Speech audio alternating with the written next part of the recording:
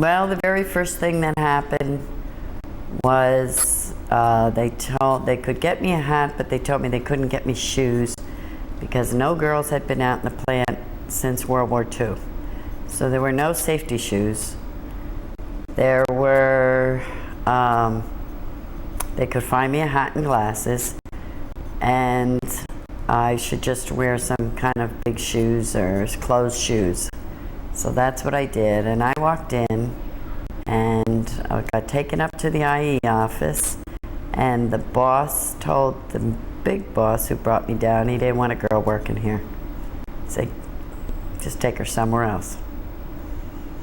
And he said, well, you got her, and he left.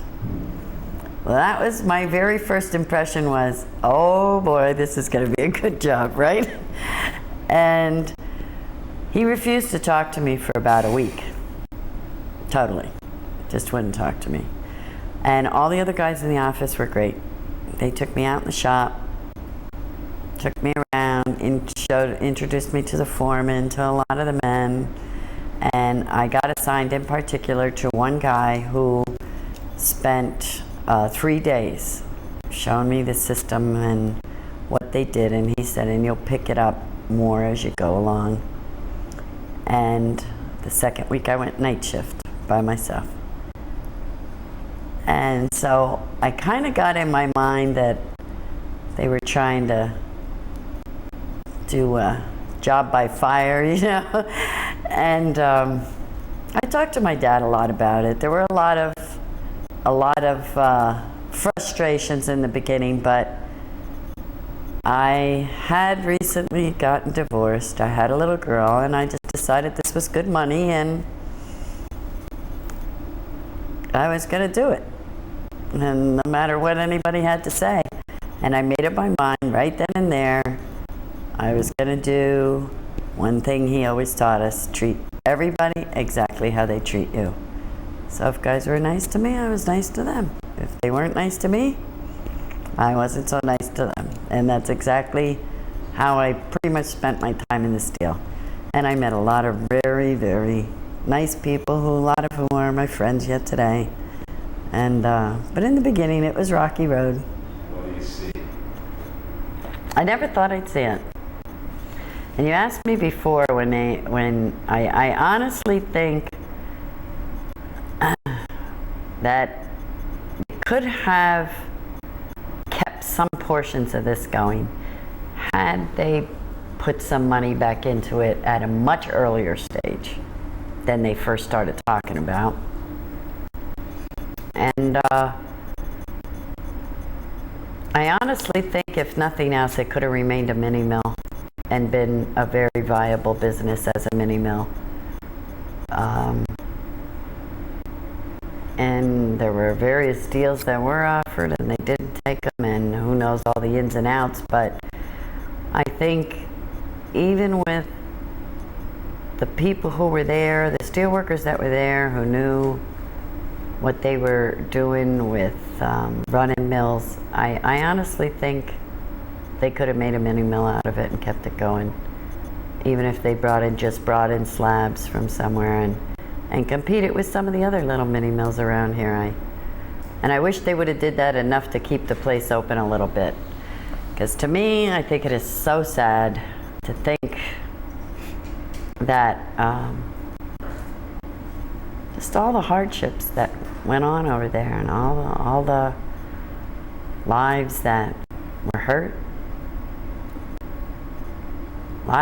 Awful lot of people are still living, but they're living lives of medical problems because of that place. And it just seems, I would hate to think that it was all for not doing what they could have did at the right time, but sometimes that's what I do think. And more than anything, I'm very happy that they're not just going to let it sit there and rot.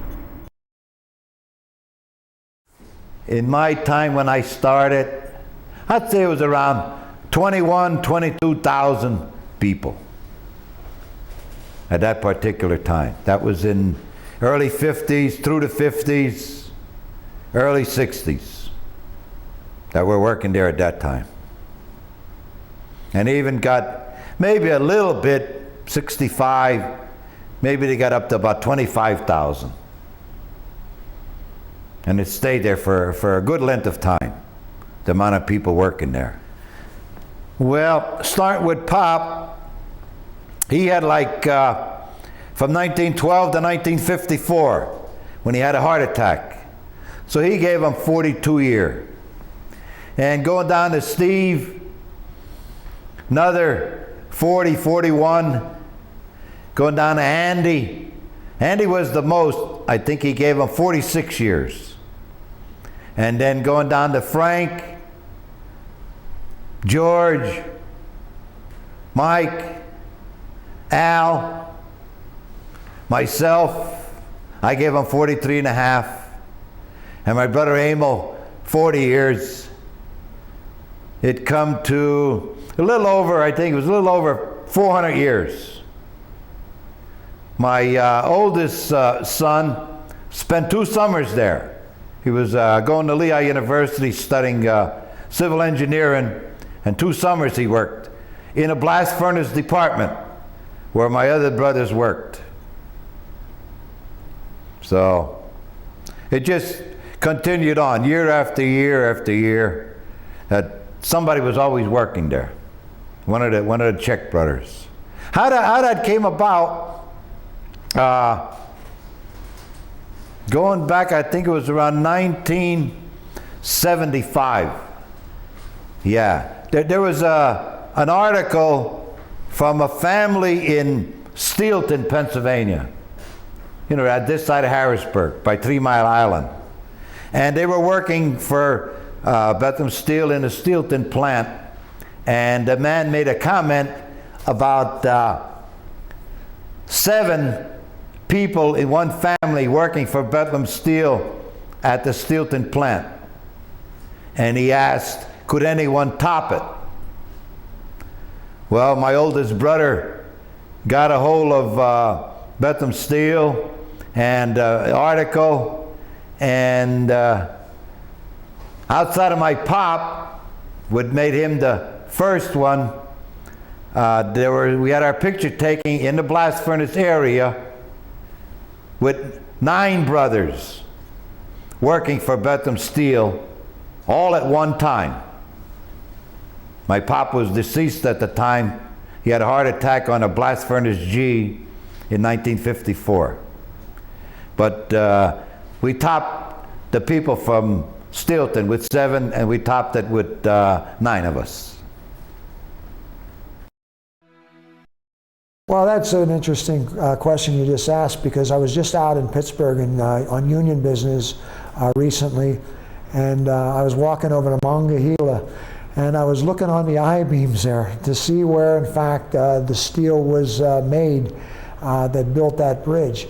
And as I do go through my travels, and it's a common thing with me that whenever I see a skyscraper or a bridge or I was out in Hoover Dam a couple years ago, and I see the steel work there, I always have the tendency to be looking at those pieces of steel to see if in fact that's from the company that I used to work for.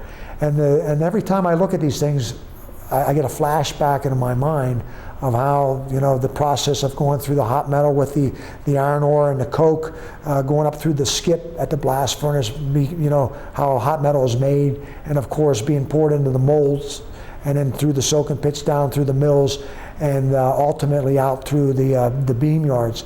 Those thoughts always you know, come through my mind whenever I go through these areas and I see these specific places. If you see a Bethlehem insignia on it, how does it make you feel? Well, it doesn't surprise me, because I knew our guys made the best steel in the world down there at Bethlehem Steel. And for a piece of steel to be in a bridge, especially an old one, that does not surprise me one bit, because our guys had the best qualities down there as far as work habits. Our maintenance force, there was nobody better than that in the world. Those people could weld the crack of dawn. One of the things that I miss about Bethlehem Steel and it'll always probably be in my mind forever, is that whenever on Broad Street you would look out there and you would see the blast furnaces going, you would see the flames, and you could smell the steel company, you know, and it was every day, and I miss the dirt being on the cars, because I knew that there was thousands of jobs that went with that. So it was, it's certainly something that has gone by, and it's always in my mind, but I miss it terribly. Oh, yes, there was a strong kinship in the plant. The guys, oh yeah, there was resentments. I mean, there were racists in the plant, there was every kind in the plant, but they still were all steel workers. You were all steel workers, and so that made you different than civilians out on the street. You are a steel worker, and particularly, like again, the guys in the union, they really saw that was important to them. You were all brothers, and I take that word that the union uses, brothers and sisters, seriously. I treat everyone that was a fellow steelworker as a brother or a sister. It's a different kind of person, particularly this plant, being one of the older mills in the United States. Guys down here grew up with, if the machine breaks, I'll make it work by hand if I have to. I mean, I remember tours coming in from overseas. I think it was a Korean tour coming in looking at our steel plant, and the guy was standing there at one of the rolling mills catching hot steel in a pair of tongs and feeding it into the next roll because something broke. So he kept the mill rolling. And I remember this guy coming over and saying, "We do that with computers." And that guy's catching it with a pair of tongs and feeding it. We do that with computers. And then they explained to him that part of the machinery broke. Yeah, but if our machinery would break, they would sit down.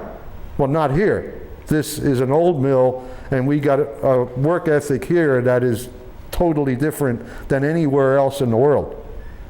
And they just could not understand that. They couldn't grasp that work ethic.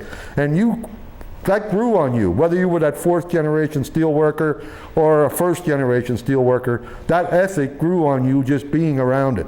It became part of your lifestyle. And everybody in this plant would do that. If something really broke, as lazy as the guy might be, he would probably break his hump trying to get it to fix. Now, you had slackers. I mean, you're always going to get slackers. But the majority of the steel workers, if they felt like a real steel worker, they would get the job done. Sure, it was an honor thing. Yeah. You had honor in being a steel worker. That was an honor title. I mean, to a lot of guys, being called a steel worker was a matter of pride. I mean, there were those few that it was shame, but the majority, it was a matter of pride. Hey, you had the greatest paying job in the valley. You risked danger every day of your life. A lot of young guys that were the macho, trying to prove their worth, looked up to you. You were tough. You were strong. Hey, it's an idol. And it's nothing wrong with being an idol. It makes you feel good. I'm glad I worked at the steel. It made me what I am today. I always say, now that I am a community activist and volunteer, and I do live strictly on what I earn, my pension from the steel and Social Security now, and I do all volunteer work. I have no job whatsoever. I thank the steel company for that, because I can spend the rest of my life doing something I care about, because I worked at the steel. Now, maybe while I worked there, I hated it with all my guts. I mean, nobody enjoys being in hell. But now that it's over with, I can show that pride. I mean, you got to remember, the steel company is a place of controversies. You loved the earnings and you hated the environment. You had good friends, and then there was guys you hated. I mean, it was a conflicts the entire time you were there. But it made me what I am today, and I'm proud of that. that I can do and give back and perhaps teach people what it's all about. Getting along like a steelworker. I started at the steel in the year of 1935 in the steel foundry as a foundry helper in the molding section. My grandfather, in the late 1800s, 1885 through 95 perhaps, was a timekeeper. And at that time, they recorded everything by hand. As the person would enter the gate, they would record his name and time, and when they left, they would then indicate the time that they left. My father was a core maker in the steel foundry, and my Uncle William was a molder in the steel foundry. And some of the projects which Bethlehem Steel was making at that time were the tunnels for the saddles for the Golden Gate Bridge, which is the steel castings on which the cables ride with the wind moments on the Golden Gate Bridge.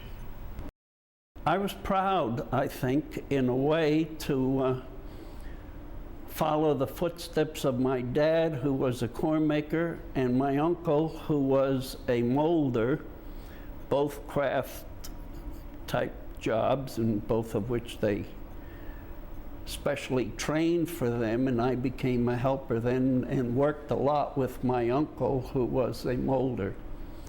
So we were sort of a team on some special jobs. I would walk to work with my dad and then walk home with my dad, and we had opportunity to talk about a lot of things in life, about our family. We had a big family. And some of his talents and his thinking. So my dad and I then became special good buddies, so to speak. You know, and I pretty much became his helper around the house, as well as we built an annex to the house and did the gardening and that type of thing. So I enjoyed him, and I think he appreciated me, and so I was always very close to my dad. It was an inspirational feeling that here were a variety of people of many languages and different backgrounds, and in a sense like a melting pot, which the city of Bethlehem was, and many of those people worked there, and yet in a common bond for manufacturing a variety of castings that, as an example, were going to be saddles on the Golden Gate Bridge, and many areas of industry needing heavy steel castings that were being made in the steel foundry. My grandfather, as an example, was a stonemason and helped to build some of the good stone buildings that still are among the best at Lehigh University. And he built he laid the stones for Holy Ghost Church and was a first member of Holy Ghost Church. And that's where we all went to church. Of course, it's a German church, so. But it was his efforts that built the German church. Well, my grandfather, when he came and moved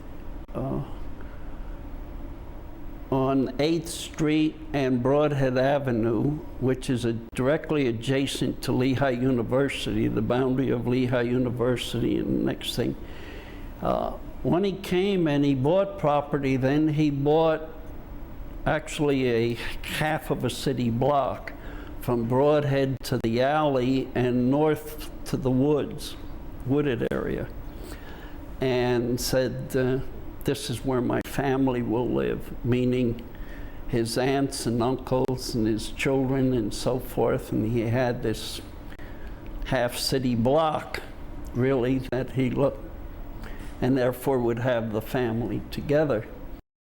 And he did. He was very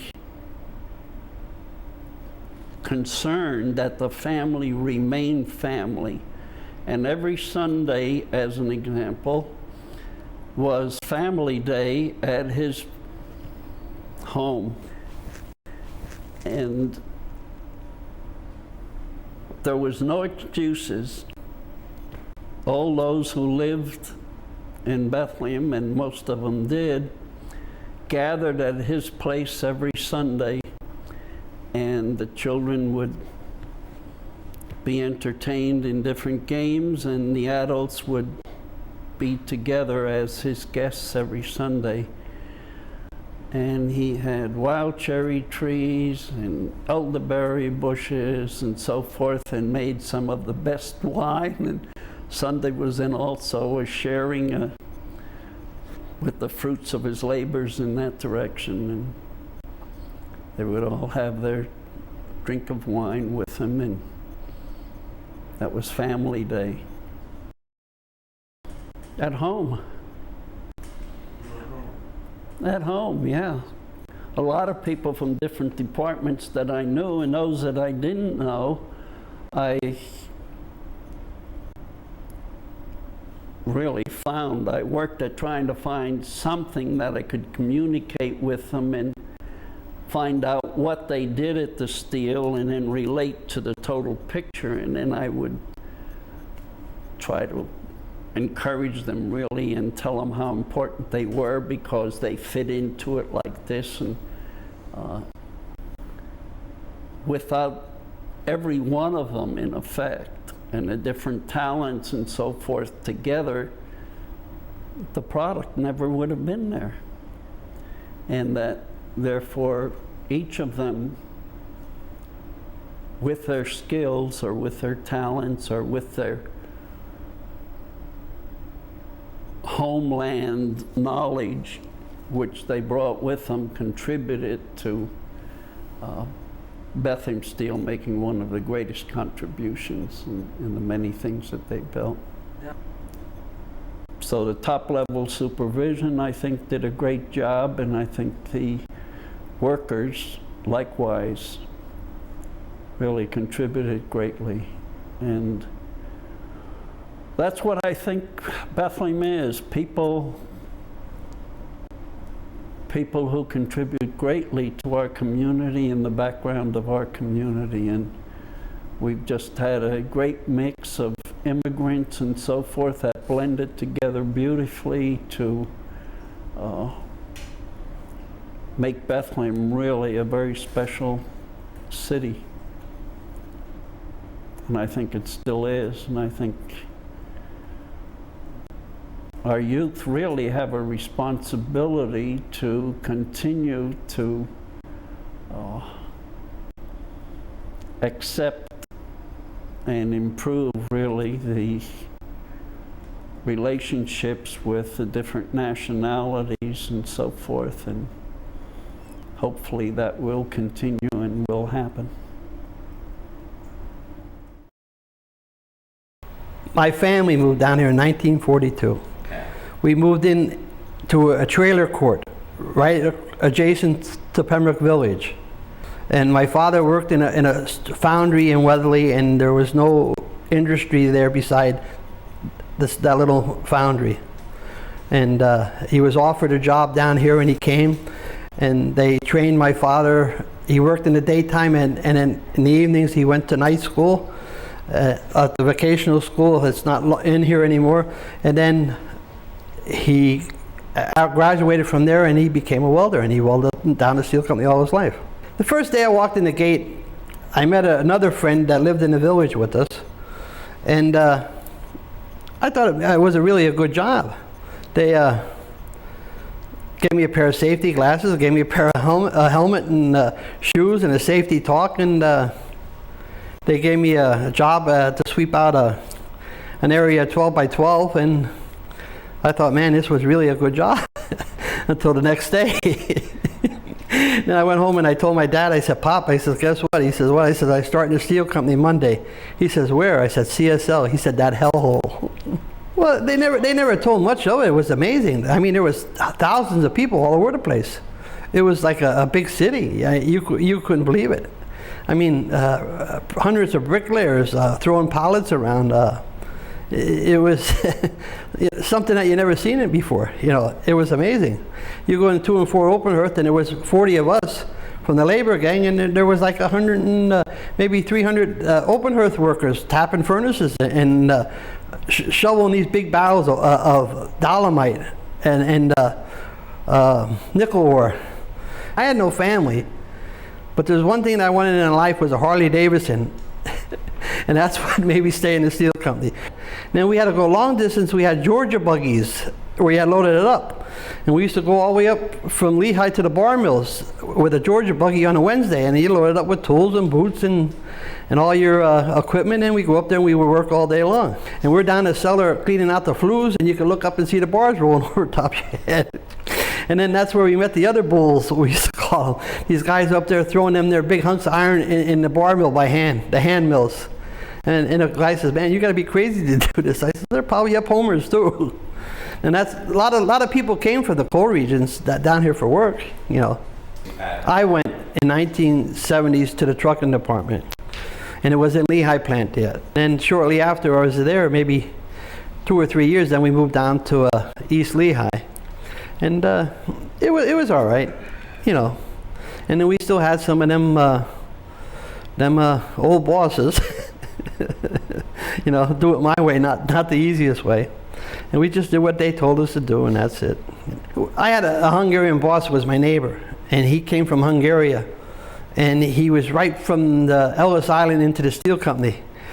And he couldn't read or write, but he was a worker, and they made him a foreman. And he had some Dutch guy from up in Lehighton was his rider. They call them riders. He would go and do the job, and you would go with him, and then you would have to write a progress report for the next shift, like he was digging a hole. Well, anyway, he when the rider was off, I used to write the orders for him and write it up, and he'd get 10 cents an hour more. We thought that was a big thing, you know. And then you go on a hot job, and we used to get $3-4 incentive, but he thought that was big bucks. They would monitor the weather all the time. So, because as soon as it snowed, and you were on a hot job, they pull you off because the snow was more important. We used to have to go across the whole Mincy Trail Bridge and shovel the sidewalks on both sides. And in the parking lots at Emery Street Gate, we had to shovel Didier Gate. All of them had to be shoveled, and all the sidewalks. First thing, as soon as it started to snow, we had to go out with an ice tractor trailer with bags of ice and throw salt in it all day long. And they used to clean the snow up so they could get the guys back in the work. Going from like hot as hell to as cold as could be. I always had a beard and long hair. And that was another thing that, when I first started the steel company. I was the first hippie. And I had a motorcycle, and 2 of the guys, I guess, worked at the steel company already. And I used to hang out at a gas station across the street from the YMCA. And the one guy says, Sonny Pinner, his name is, he says to me, Burke, they used to call me the Deacon. He says, Deacon, you know, he said, you're going to start Monday. He said, you need a haircut, you know. He says, you got to look presentable at the steel company. Well, he said, well, how about they give you a haircut? So they put the lift up at the gas station. I sat in the lift, and they got a yellow raincoat out, and they all stood in line, and they got a goddamn hair clippers, and they all gave me a haircut, you know. And that was sort of sad too. A lot of our friends that was working with us got drafted and never came home. Everybody in my family worked at the steel, going all the way back to my great-grandfather. I remember the first middle shift that I came out to work, they sent me down to the 35-inch mill to work as the laborer. And I had to go down, I had to pull the hot metal out of the scrap cars from underneath the scarfing machine. And the first time I went down to pull the car, horns and whistles and everything went off, and the roller come out. He says, "Kid," he says, "you don't ever go in there while the mill's rolling." Well, you know, no one ever told me that part. Well, I lasted about 45 minutes on that job, and they said, we had a guy had to go home up at the mill, up at the hand mill. "Do you want to take that position? It pays more money." Well, where do you think that position was? It was at the 8-inch mill, right where the guy told me originally. He said, "You got to have whiskers, you got to be a sacred cow, or you're never going to work there." Here I am, my first day, and I'm in the area that I saw the day I walked into the mill. And I said, "Oh my God, what did I get into now?" Well, the hand mill was really something. Everything was done by hand. Bells, whistles. The guys stood there, you know, and they were all tough guys. Everybody had a chew in their mouth or a cigar in their mouth, right? They didn't talk to the new guys too much, but they talked to us enough to make sure that we wouldn't get in any trouble. And the funny thing about that is, the first time that whistle blew, I said to the guy alongside of me, I said, "What's going on?" He says, "Cold steel." He said, "Follow us." I said, "Where are we going?" He says, "Don't ask questions." We walked, turned around, walked out the door by the pickling tank, up the railroad tracks, across the street. We ended up in Husser's Hotel. Now this is during working hours. And when we came in, there were shots and beers lined up all the way. I wasn't 21, but they didn't ask any questions. I come in with the guys. We had a couple shots, a couple beers. Pretty soon we heard the whistle blow again. I said to the guy, I says, "Who's blowing that whistle?" He says, "The heater." He says, "It's time to go back." He says, "They have hot steel." And back we went. And I thought, man, this is the neatest thing in the world. I'm going to be part of this. You know, I'm going to be really a member of the family. A real steel worker, finally, after hearing about this from years from my family. These guys were very opinionated. They were tremendous when it come to God, country, and Mom's homemade pies. I mean, they were right in on top of that. I mean, they were big church goers. They were big on fraternal organizations. They all belonged to clubs. They were big in church activities. Almost all of them were veterans. I mean, that was the one thing that really jumped out at me. And at that time, you know, the Vietnam thing was going on. And I remember when the day I told them that I had received my draft notice. I had already taken my physical and everything. And I came down and they said, "Well, what happened? You know, why do you seem so different?" I said, "Well, I got my draft notice." "No kidding." He says, "Where are you going?" I says, "You know, believe it or not, they're offering me a choice." I said, "I can go in the Army, Navy, Air Force, or Marines." It was the only time during the Vietnam conflict that happened. And these guys, like, "Hey, after work tonight, right, we're going to go over, we're going to have a couple over at the hotel." This was a big thing. One of their own guys was going into the service. They were like reliving World War II and the Korean War over again. That's the impression they gave me. And they told me right out, "You can be proud of this, boy." There's no doubt about it. In my lifetime, it was working on the ore bridges. I mean, where you could go up there and broil in the summer sun, or you could go up there and be in a 30, 40 mile an hour wind. And I know that sounds funny, 30, 40 mile an hour wind, but it was somehow the way those ore bridges sat there, it was like a Venturi effect coming through them buildings. There was always a steady breeze blowing. And it was like, you know, wow, this is like being in Antarctica. This is like being at the North Pole. I remember when I got my first set of Daymart long underwear and put them on, I was able to stay on the job without taking a break until it was done, and the old-timers marveled. "Bamey," he said, "how did you do that?"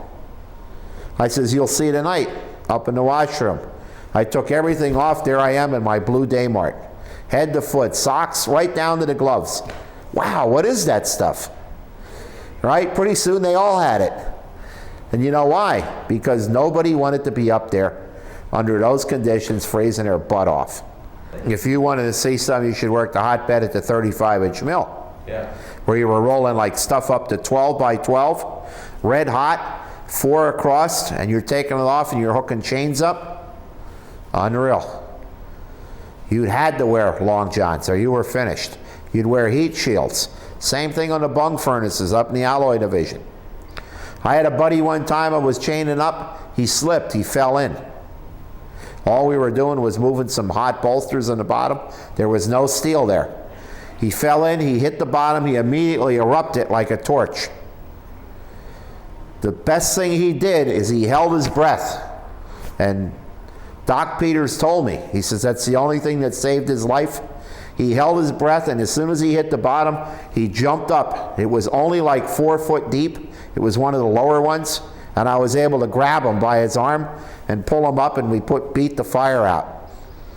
The guy's name was Tony. I don't remember his last name, but I'll tell you what, those guys, every chance they got, right, they would really ride him. You know what? It's a good thing that you weren't smart enough to breathe, you'd be dead today. They made a joke out of it. It was a joke. And you know what that guy said to me the day he retired? He says, "Kid," he says, "I'll never forget that."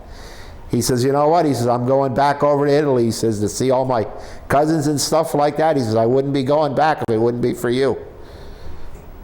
I don't even like to look over at the plane. Every time I look over it, you know, my eyes get a little misty.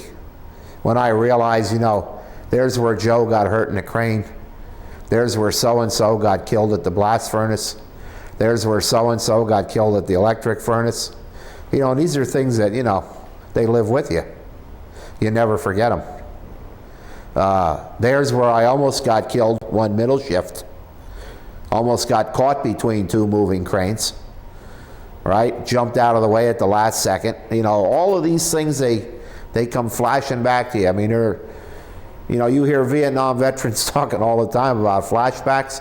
Well, you know what? I wasn't over there in country, but I can tell you about Bethlehem Steel flashbacks, where there were times where, you know, you were just that close away from meeting your maker. I started working at the steel on April 10th, 1934. My dad was a first-class machinist, and he was born in Poland. My mom was born in Poland, so I'm an American of Polish descent. But anyway, my dad, when he was 12 years of age, he and a number of other Polish boys, sub-teens, went over into Berlin, and that was the custom that time. And they'd go into Berlin, and they'd sign up for an apprenticeship course. And after 4 years of apprenticeship, they became first-class machinists. And my dad ran away from Germany when the First World War was starting, because the Germans wanted all of these Polish boys to go into the German army. Well, they didn't say no, they didn't say yes, but the first chance they had, they got away from Germany, and instead of going back to Poland, somehow they come into the United States of America. And since my dad had that trade, he settled in Allentown, but then he went for a job at Bethlehem Steel as a machinist. And his name was, as I pointed out before, Wadolny. But now in Polish, if you put a little half circle under the A, W-A, under the A, that makes the sound Wundolny instead of Wadolny. And since his name was Ferdinand, he was known as Fritz. So he had no trouble getting the job in a machine shop at Bethlehem Steel, for the very reason that 90% of the workers in machine shops in those days were Pennsylvania Dutch. And Pennsylvania Dutch, of course, could understand High German. So they all thought my dad was a High German. And that's why they were happy to get him as a first-class machinist. My dad worked in the steel and in the same shop that I was hired into, the Ford Specialty Department. That it was a very dangerous place to work. And every now and then you'd hear that somebody lost a leg, somebody lost his life within the community. And when I say community, I'm talking about the Polish community, the Windish community, the Yugoslav community, the Czechoslovak community. And as a matter of fact, the story goes, and I think it's true, that the reason the Slovaks and the Polacks and the Windoks, I'm calling them all these names, and the Hungarians, they all started up fraternal organizations in this country, these people that came from Europe. At each one of the churches they had a fraternal organization. And the reason for that is if someone in that organization, that church, was killed, they'd, this fraternal organization would take care of the funeral and take care of the children and the wife and send them back home if they wanted to go back home. But that's the reason all of these organizations started. The Polish organization came with a pretty good name. They called themselves St. Michael's Beneficial Society, Soldiers of King John Sobieski III. The Roman Catholic priest at St. Cyril and Methodius Slovak Church. His name was Father Vlošák. Father Vlošák. He did the hiring for Bethlehem Steel. He hired the boys for Bethlehem Steel. And he, of course, hired the boys that belonged to the St. Cyril and Methodius Church. So almost everybody that worked in the small hand mills at the Bethlehem plant came from the Slovak community. Freddie Pepper was an Englishman. And he came over to this country. He was brought over to this country by Bethlehem Steel for the reason that Freddie Pepper was an outstanding soccer player in England, a very good soccer player. So he and a number of other people, like Scotty Ferguson and others that came over, who were brought over by Bethlehem Steel, they then were assigned to the soccer team. And because of their ability, about eight or nine of them come over because they were such good soccer players. And soccer wasn't too popular in this country, so we didn't have the boys with the ability to play as well as the boys from Europe and Britain and from England. Pepper and his crew, 2 years in a row, won the professional soccer championship of the United States of America. They played in places like Fall River, Massachusetts, I guess it was, and St. Louis, and New York City, and Los Angeles, where the major league soccer teams played. And so I got to know Freddie Pepper real good. Because after his playing days, they moved these soccer players into different departments. Well, Freddie Pepper came into our shop. He became a bosom pal of mine. And my mom was quite a person, a very well-educated person. And because things were as tough as they were during the Depression, we lived through the Depression because my mom had insisted that my dad and his buddies and young guys from Poland that came over to work at the steel and were single and became boarders in those days, boarders. My mom had 4 or 5 of these young fellows as boarders. So she got around to toughen these young guys and my dad to go over with sledgehammers and clean out the big lots we had up on top of south side here, on top of the hill. And they did that. And then she planted all the things she needed. Cabbages, potatoes, corn. And we raised rabbits, and we raised chickens and ducks. Some of you had asked about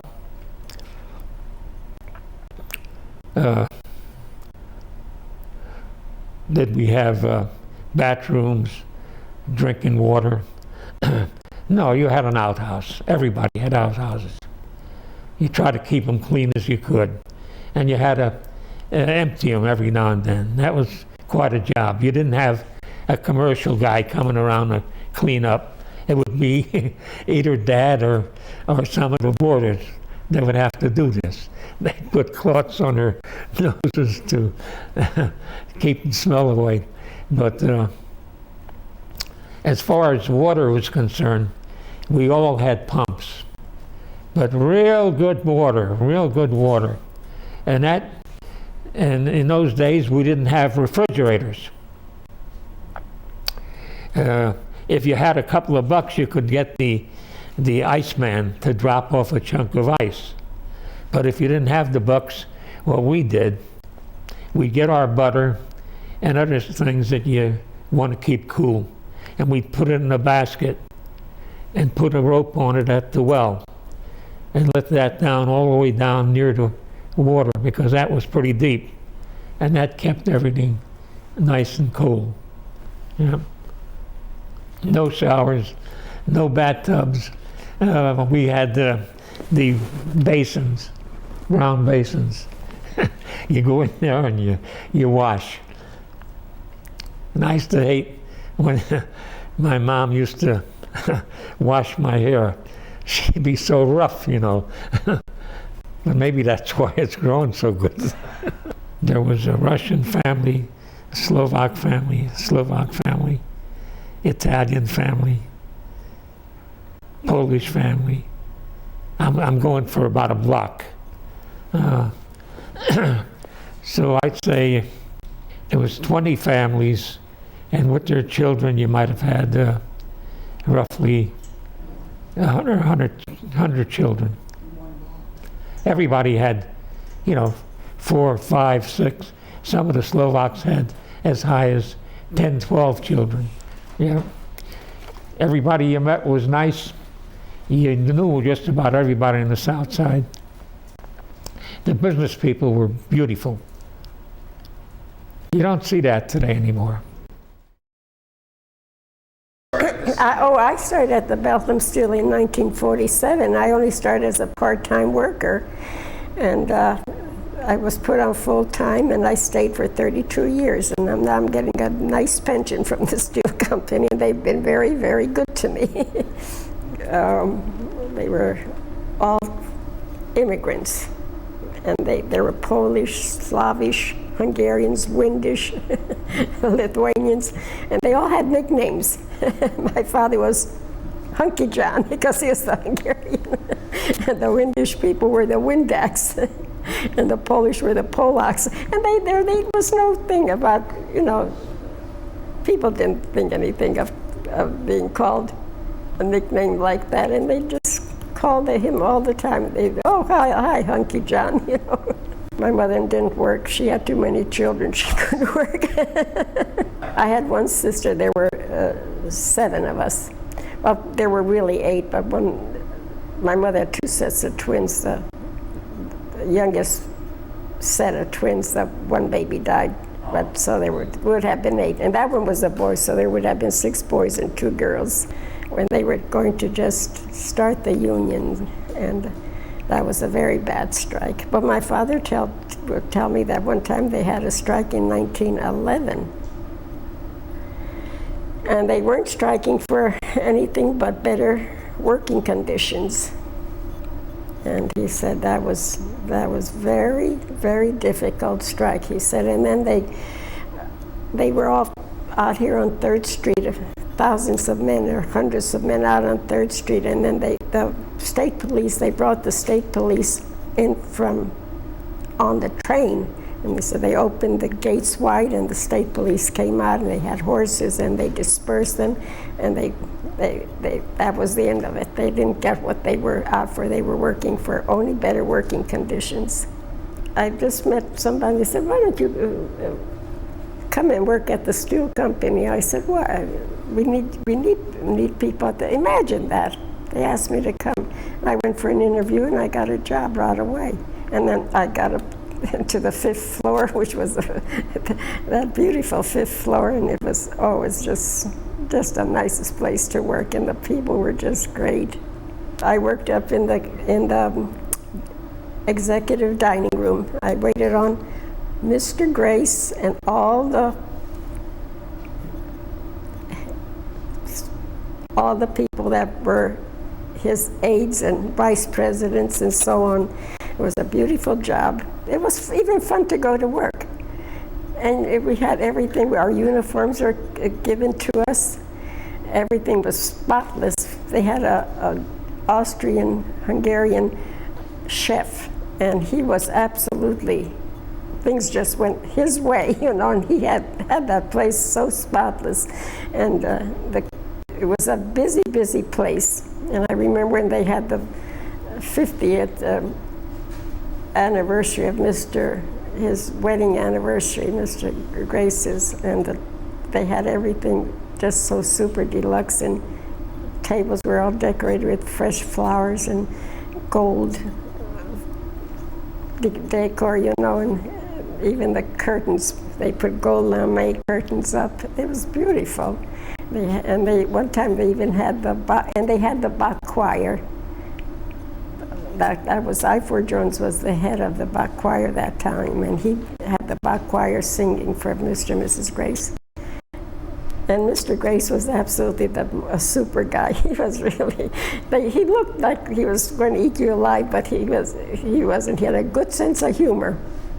Oh, they were wonderful to work with. We were like a family, and they would all use my telephone, all the neighbors, and he was one of my neighbors. And he started at the Bethlehem Steel, he said, when he was a young kid. He said when he was 14 years old. And he knew steel so well that he could look into and tell when it was ready to be poured. He had no education. And when anything happened, like something broke down, the steel company, or where his boss or whoever it was, had my telephone number. Sometime at 2 o'clock in the morning, they'd say, would you get Mr. Sabo awake? We need, his name was John Sabo. He said, would you get him awake? We're coming down for him. They used to come down for him because he didn't have a car. They would come down for him at 2, 3 o'clock in the morning, and he could repair anything. And he didn't have any education. And when I was working, we had 13 weeks vacation. Would you believe that? 13 weeks vacation. I went home one day, and my husband came home one day, and he said to me, you know what, I wish you would have this time. He said, I'm getting 13 weeks. And he had more time in the steel, of course, than I did. I said, well, when I have that many years in as you do, lo and behold, the very next day, the boss gave me a card. He said, Helen, you're getting 13 weeks. I was elated because I didn't have that many years in. And we went off my husband and I, he always wanted to go to California. He said, now we're going to California. And we went, would you believe it? It was a train trip. It was marvelous. It was a train trip, super deluxe. And we went through the Bethlehem Steel plant in Oakland, California. Yes, my father never saw Medicare coming in, never saw Medicare coming. He didn't even see the unions coming. He died before they came in. You didn't see it. He died in 38 and they didn't come in until after 41. So if he would have seen that, I think they would have made him very happy because they got better benefits and they were able to wash themselves.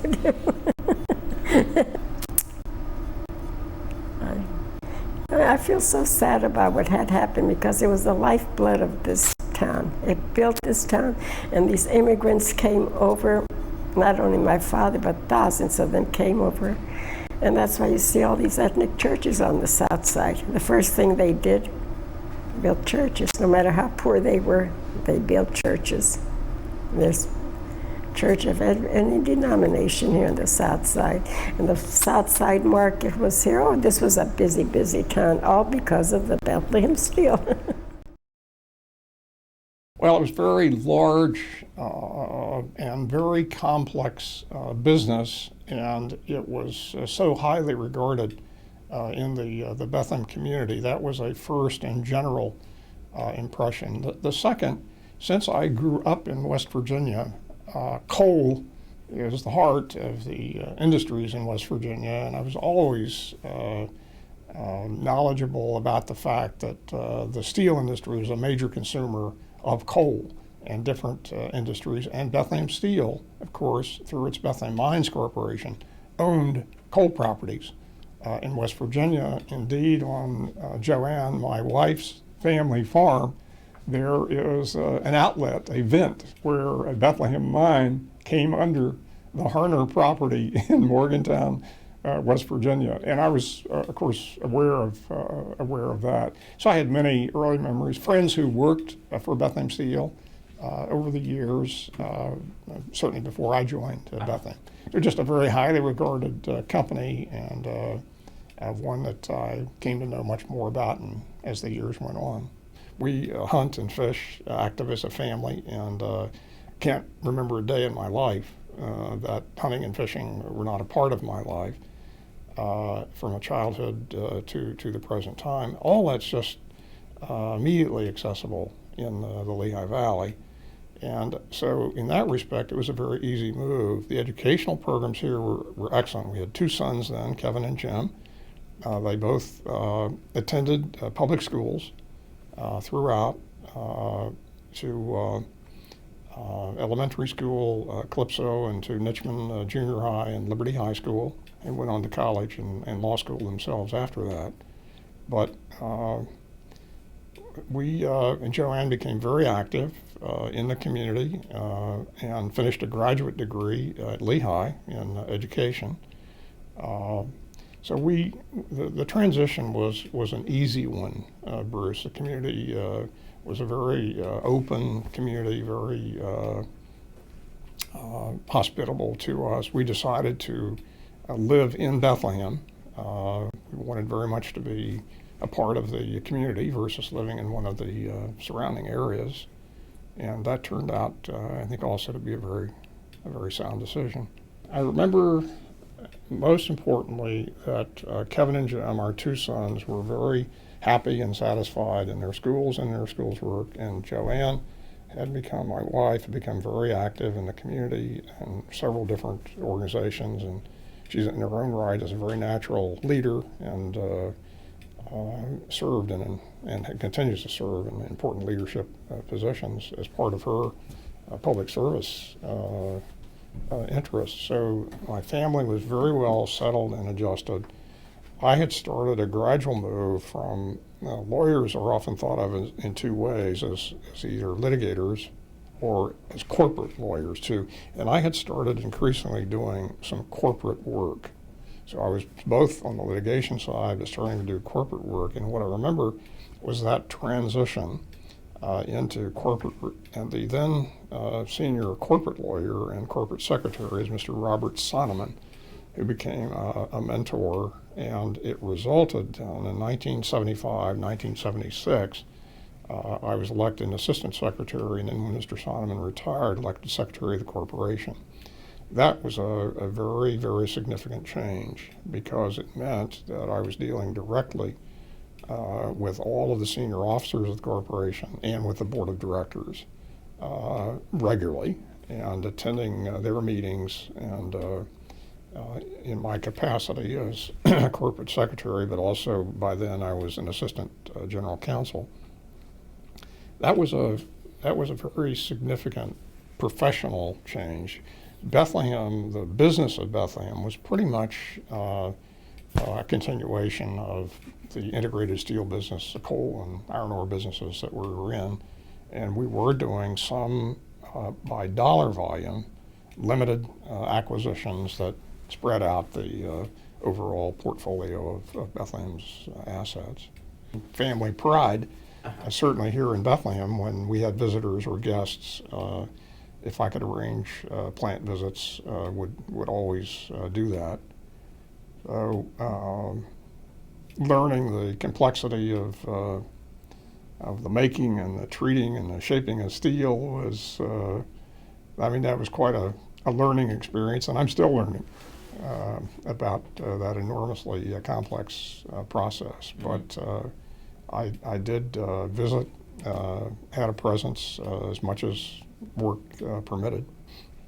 And on a personal basis, always took a lot of pride in showing friends and guests and visitors and family the operations. We had the same objectives. We wanted fair trade in our marketplace. If trade was fair, we believed as workers, as companies, we could compete on a level playing field. And I think our objectives were the same. So we worked awfully hard on that issue, but on other issues to try to develop positions that were consistent.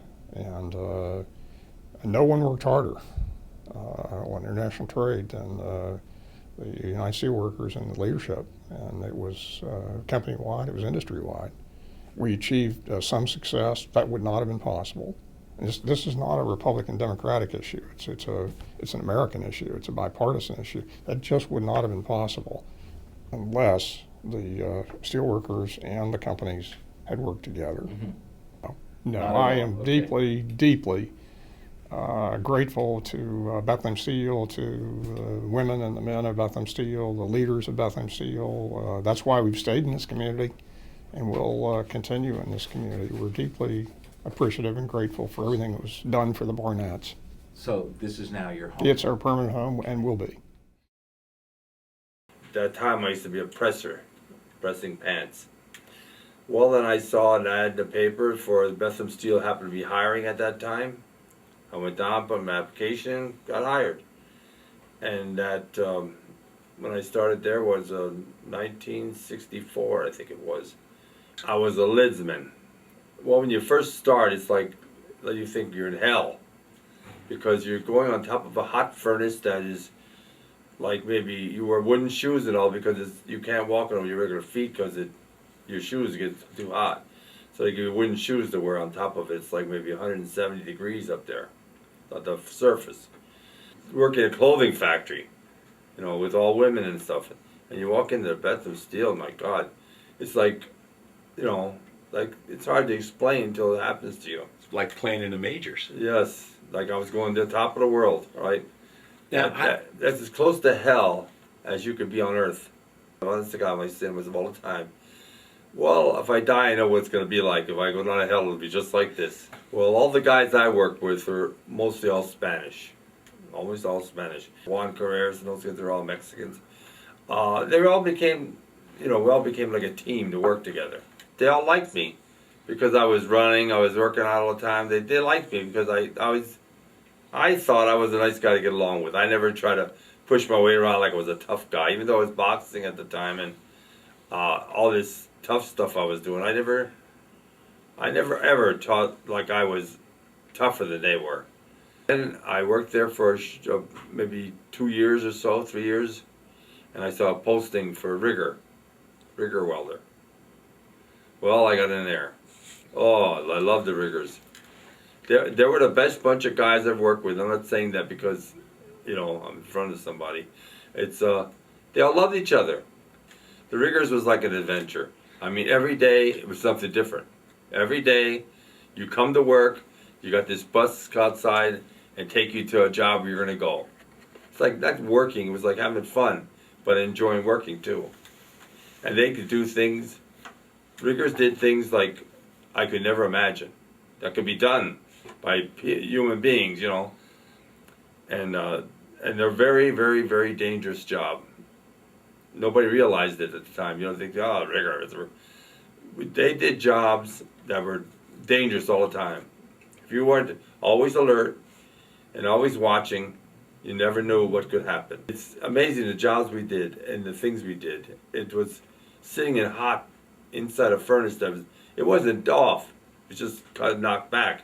And you sat inside there. And I enjoyed my job. I enjoyed coming to work every day. But I think the best thing in my life, the best part of my life, I can never say I regret working at Bethlehem Steel. I got a lot of stuff out of life. I went through a lot of things in life, saw things that nobody else ever saw. I was there with a lot of people I saw lost their lives. I seen. And some of these guys I work with, most of the guys I work with, a lot of them come from the coal regions and travel all that distance every day to work at the Bethlehem Steel, all every day. When I think about it now, when I was boxing, I used to go down and fight the Spectrum. I fought the Blue Horizon. I fought the Madison Square Garden. I fought all those places, right? And then you'd fight a 6-round fight and they hand you $135, $140 after the fight. You know, you never fight. Then I fought the semi-wind-up against Chuck Wepner, and he fought Ali for the championship, and he got beat. But I fought him 8 rounds, and I lost. They stopped the fight in the 8th round. He butted me, and I had to cut my eye wide open. That was my downfall. My downfall was taking this job as a bouncer when I was working as boxing, because you're until 2 o'clock in the morning. You're still up. You can't do it. You're only invincible so long, you know. So I always, no matter what happened, I always kept the Bethlehem Steel as my main place to go to. And you get up every morning, all your life, 30-some years, to go to one place like that, and all of a sudden, it's not there no more. What was that like? Oh, God. So you know, you'd laugh at me, like my wife would laugh at me. Sometimes I'd get in the car and drive and, you know, find myself coming down in the Bethlehem Steel. Yeah. Seemed like I never thought that Bethlehem Steel would go down, because, like, we were needed. They needed us. Just shows how expendable you could be. Things change. Life changes all the time, just like the steel. It changed. Who'd ever think that where we're sitting right now, I used to be working at one time. I still dream about the Bethlehem Steel. I swear to God, I'm a kind of person, I even asked the doctor, he says some people do that. I have dreams all the time. And I dream about the Bethlehem Steel. I dream about going down to the screening station. I dream about the guys. I actually wake up at night and I'll get up at night at a time we're doing something, and I go back, I've had to go to the bathroom or something. I run back to sleep so I can get back in for the same dream, you know, because I missed it so much. I dreamt about things we did down at the beam yards, working on it. I actually, like, we were there. I dreamed about when we were taking breaks we were working down at the hot bed and stuff like that, working down a hot bed and stuff. I dreamed so, and vivid. I dreamed it so vivid and so clear. The guy even dreamt of you being there. I dreamt it so clear, that the guys and stuff, you know. It's like sometimes I think I died, and that's what's going to be. I'm going to remember that when my back memory is going to be of that, you know.